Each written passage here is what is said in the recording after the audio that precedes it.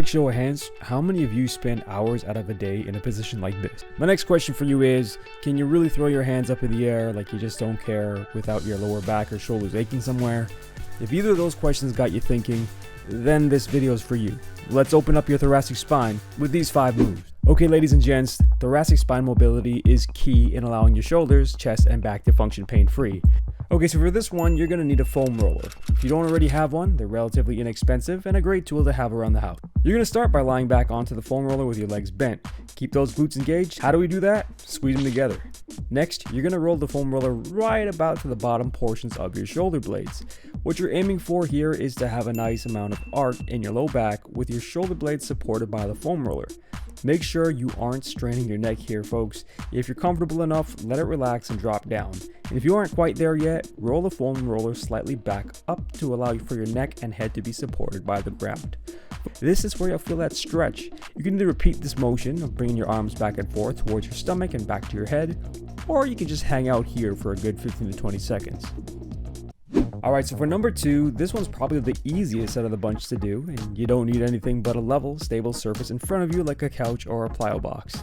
You're going to be kneeling in a quadruped position, and you're simply going to lean forwards and rest your triceps or your elbows on that surface. Right away, you might be feeling some stretch in the lats and the triceps, which is perfectly fine. Next, you're going to slowly transfer more and more of your body weight onto that surface in front of you by leaning forwards, maintaining those elbows exactly where they are. As you do this, you can carefully allow your low back to arch simply by sliding the elbows forwards. Do not, and I repeat, do not arch your low back by bending it by itself.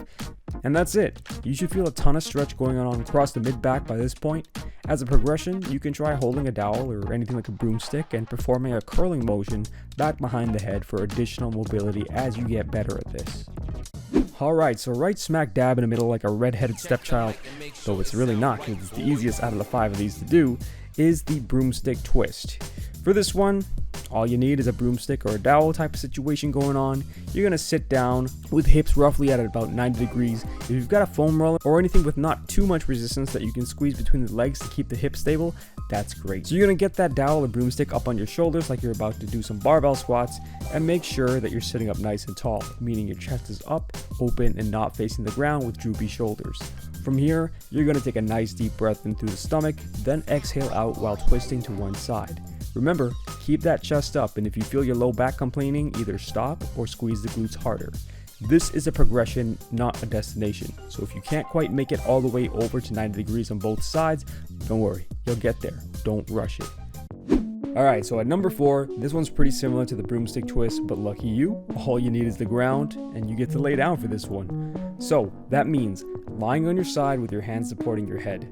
The leg closest to the ground will be straight and the other leg will be bent just under 90 degrees. Place the hand furthest from the ground straight out in front of you and touch the palms to the floor. Now lift that same arm and rotate it, along with your torso and head back behind you. It should look like you're opening a book here.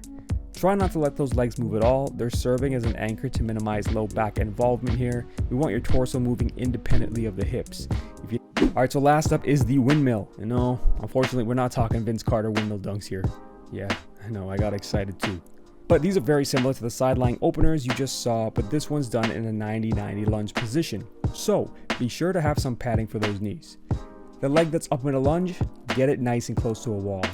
Now stick both arms out in front of you. Remember, just because your arms are out in front doesn't mean your shoulder blades should be pulled that way too. Keep them pulled together and engaged.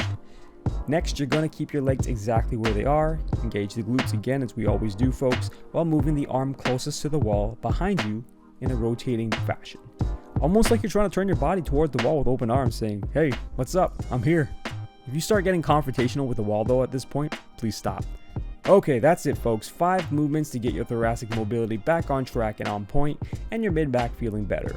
To reiterate, remember that thoracic mobility is a journey, not a destination, but by incorporating these exercises and lifestyle adjustments, you'll be well on your way to getting there to a pain-free upper back. That's all I got for you today, ladies and gents. You know, as I always say, may the best of your todays be the worst of your tomorrows. Peace. Even when you feel low, you can still go. Even when you feel slow, you can still go. Go, go, go, go, go.